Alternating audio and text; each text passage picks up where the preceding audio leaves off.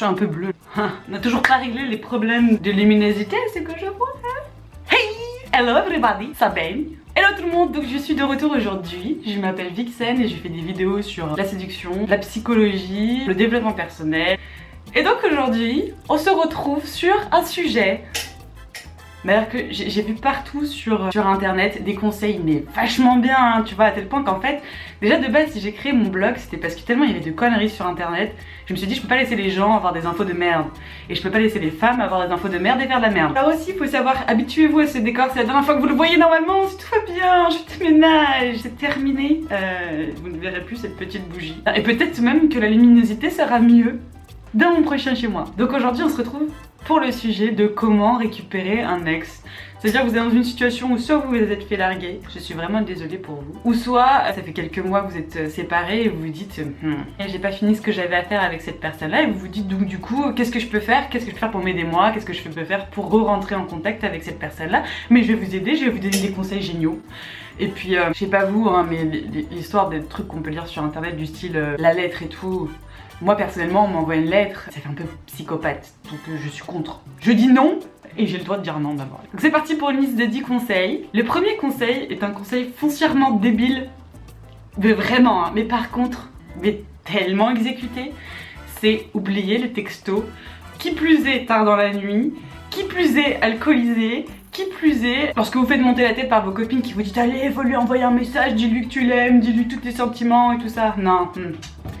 Non, parce que vous voyez, c'est le genre de message, tu vas le relire le lendemain matin et tu vas dire je suis pathétique, je suis vraiment une putain de victime de la vie et je me fais moi-même de la peine. Donc ne fais pas ça, c'est-à-dire que sache-le, en soirée ce sera jamais une bonne idée. Ne te dis pas que parce que t'as bu de l'alcool, genre tu vas trouver les bons mots qui vont être percutants, qui vont donner l'envie à ce garçon-là qui revienne. Sache-le, non. Parce que toi, quand tu te lis, t'as pas l'air d'être pathétique, tu te dis que c'est vachement bien que tu parles avec ton cœur, sauf que, foncièrement, tu es pathétique. Donc non, ne le fais pas, ne fais pas ça, s'il te plaît.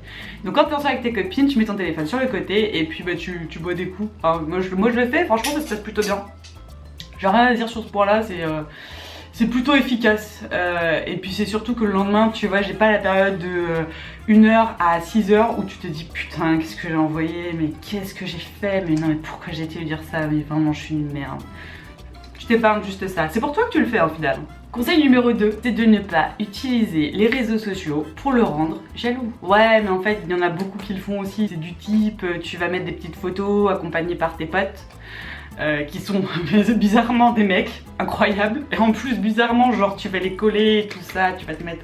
Non, c'est pareil parce que au final t'as l'impression toi que tu vas créer peut-être une réaction chez l'autre, tu vois, du style waouh attends, elle était à moi il y a pas si longtemps que ça, je le vis pas très bien, je suis un peu énervée.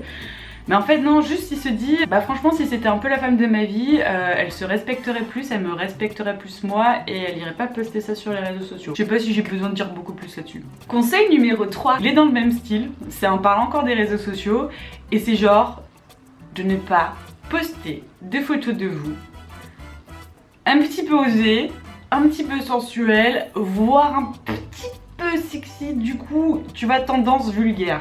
Tout simplement parce que on reste sur la même logique, c'est pas parce que t'as un mec à côté, mais là pour le coup c'est parce que t'es à moitié à walp sur les réseaux sociaux. Il va se dire bah franchement si elle fait ça maintenant, déjà qu'est-ce qu'elle faisait avant, elle a l'air d'avoir un peu chaud la demoiselle. Et puis bah si c'est une personne franchement que j'estime et que je respecte et que j'aime bien, et bah, je me suis trompée sur elle parce que la femme que j'aime moi, elle ferait pas trop ce genre de choses. C'est aussi pour vous d'ailleurs en fait, le faites pas parce que pas forcément une bonne idée, tu vas te foutre à walp et tout, tu sais jamais si 6 mois plus tard tu vas pas te dire que c'était un peu limite. Fais pas que dans tes amis t'as parfois des collègues de travail ou des camarades de classe. Enfin je dis rien, je dis rien. Conseil numéro 5, ne communiquez pas sur votre situation actuelle, c'est-à-dire ne communiquez pas sur le fait que par exemple si vous venez de vous séparer mais que vous datez des gens, des autres garçons, n'allez pas dire à des copains de votre ex que vous amusez, vous prenez du bon temps après cette belle histoire. Puisque ça, typiquement, c'est le genre d'information qui remonte toujours aux oreilles du principal intéressé et qui fait jamais plaisir. Personne n'a envie de savoir que vous profitez depuis que vous êtes célibataire. Non, je suis pas sûre de devoir beaucoup communiquer sur ce conseil. C'est suffisant, hein, on est d'accord. Conseil suivant. Conseil numéro 6, Sachez attendre la bonne opportunité pour renouer le lien avec votre ex. Oui, parce qu'il existe des bonnes opportunités du type, je sais pas moi, des bonnes nouvelles, vous avez entendu dire que quelque chose de positif s'était passé dans sa vie, ou même d'ailleurs négatif, mais alors bon, là on arrive sur un terrain, enfin franchement, si c'est possible, il faut que ce soit positif, parce que si c'est une tragédie, c'est triste, mais il n'aura pas du tout la tête à penser à vous reséduire, donc non. Donc utilisez plus, je sais pas, moi on a tous des bonnes nouvelles parfois, au travail on a remporté un super deal, on a trouvé un nouveau travail, on a un nouveau projet qui fonctionne bien, etc. Donc c'est pour ça qu'il faut rester en contact et les yeux ouverts sur les réseaux sociaux, pour voir un peu ce qui s'y passe, puisque si vous voyez qu'il lui arrive un truc super cool, ou vous avez appris qu'il avait fait un super travail sur un truc, ou dans sa famille il y a eu une bonne nouvelle, il y a 1 milliard de raisons, mais juste partez du principe qu'il faut que ce soit positif et rédigez un message court, synthétique, efficace, ou à l'intérieur duquel on peut lire toute la bienveillance que vous portez à votre ex, mais sans non plus vous lâcher un petit peu trop sur les sentiments que vous éprouvez encore pour lui. Ça viendra dans les messages qui suivent. Mais juste, il faut qu'il sente que vous êtes là, toujours à se réjouir du bonheur qui lui arrive, parce que ça, c'est plein de choses positives, et bien sûr, c'est important. Et si vous voulez marquer des points, facile. Là, c'est vraiment, c'est cadeau, c'est pour moi, c'est facile. Conseil numéro 7. Prenez-vous en main. Alors maintenant que vous avez un tout petit peu plus de temps libre, vous pouvez faire un peu des trucs qui vous ont toujours fait kiffer mais vous n'avez pas forcément trouvé le temps. Je dis pas forcément le sport parce que directement c'est souvent ce à quoi on pense. On va penser genre ouais ça y est, avec que je fasse du squat. On était sûr. C'est toujours sur ça que ça vient. On parle d'un truc qui a rien à voir, c'est meuf elle nous parle de sport. Non, pas forcément. Non, plus un truc, tu vois, une activité qui vous a toujours un peu plu, et que vous avez toujours voulu faire ou voulu expérimenter. Ça peut être du sport, ça peut être du sport, ça peut être de l'art, ça peut être une autre activité qui a rien à voir, la lecture, je m'en fous, je m'en tape, je m'en tamponne. C'est tant que ce soit un truc qui vous plaise. Parce que ça pareil, on aime déjà, vous aimez quand une personne a quelque chose en particulier, ou qu'il aime quelque chose en particulier, qu'il a une passion qui est un peu différente des autres. Donc sachez-le aussi, pour vous ça fonctionne, c'est pareil. Si votre ex apprend que vous avez commencé une nouvelle chose, essayez une nouvelle expérience et que vous êtes curieuse, etc., ça veut dire que vous le prenez en main. Quelque part, vous pouvez peut-être essayer de l'épater. 8e conseil. 8e conseil, c'est parti mon kiki. Donc le 8e conseil, c'est prendre soin de soi. Alors effectivement, lorsqu'on sort d'une rupture ou qu'on est en plein questionnement, retranchement, généralement on a tendance plus à bouffer, à regarder Netflix et à caresser son chat. Mais c'est pas forcément la bonne option dans notre cas. Ce qu'il faut, c'est que vous preniez soin de vous quand même. Parce que évidemment, ne nous l'aurons pas, je déteste ça, je déteste le dire, mais je le dirai quand même parce que c'est vrai, et je suis pas là pour vos mythos. C'est qu'effectivement, si vous apparaissez quand même en étant soigné, en étant, voilà, vous avez peut-être changé de coiffure entre temps, vous avez acheté des fringues qui sont assez sympas, qui vous vont bien, dans lesquelles vous vous sentez bien. Vous n'êtes pas totalement laissé aller comme une grosse merde, mais vous pouvez vous sentir une grosse merde, mais putain, ne cédez pas quoi, il y a un moment donné où, lorsque si vous allez en soirée, vous savez qu'il est là, voilà, venez pas en sweatshirt, jean, basket. Peut-être pas le bon moment. Ça, vous le réservez pour votre chat le dimanche avec Netflix. Conseil numéro 9. Il y a mon chat qui est devant l'objectif. Hi. Le conseil numéro 9, c'est rester discrète. Oui, parce que lorsqu'on est un petit peu déprimé ou qu'on se pose des questions existentielles, on a tendance un petit peu, on a tendance un peu à communiquer sur les réseaux sociaux ou via vos amis, machin et tout ça, en disant que vous êtes vraiment au fond du trou, que vous êtes déprimé. Et sur Twitter, et sur Facebook et sur Instagram, c'est ah ouais, vous savez les photos là, les photos que vous mettez juste pour faire passer votre message. C'est une photo à l'intérieur duquel on retrouve une citation de merde d'un auteur, mais c'est brillant la citation en soi, hein. Mais c'est juste que sachez que les intéressés ou l'intéressé va se sentir visé.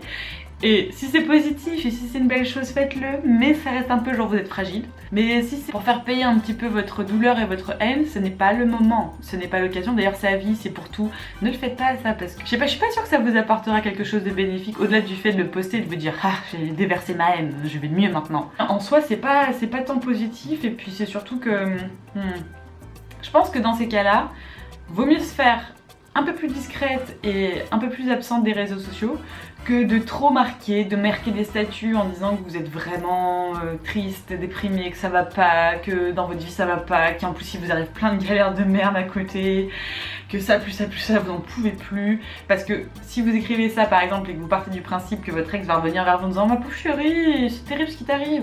Non, en plus c'est pas ce qui va se passer puisqu'il va se dire non d'accord, c'est vraiment une galérienne celle-là.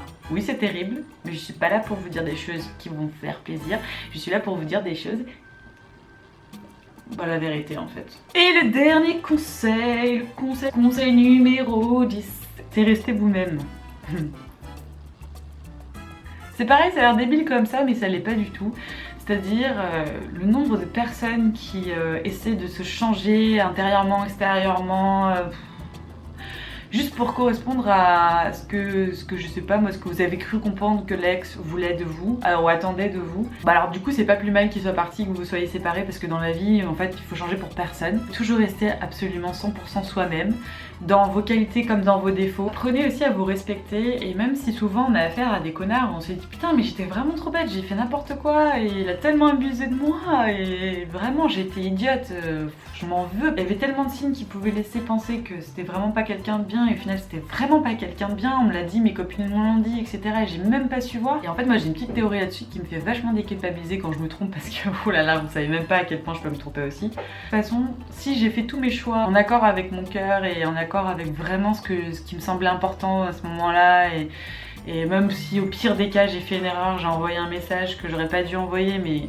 en vrai ça sortait juste de mon cœur. De toute façon, je peux pas regretter ça, c'est impossible de regretter ça parce que je me suis pas menti, j'ai essayé, j'ai tout donné et ça s'est pas fait. Je suis tombée sur soit quelqu'un qui méritait pas du tout mon attention, ben tant pis, c'est la vie. Mais tant que moi je suis restée droite avec mes valeurs, avec mes envies, avec ce qui est important pour moi et ce qui me tient à cœur, le reste, après c'est plus moi qui gère, et le reste c'est la vie, parfois ça se passe bien, parfois ça se passe pas bien.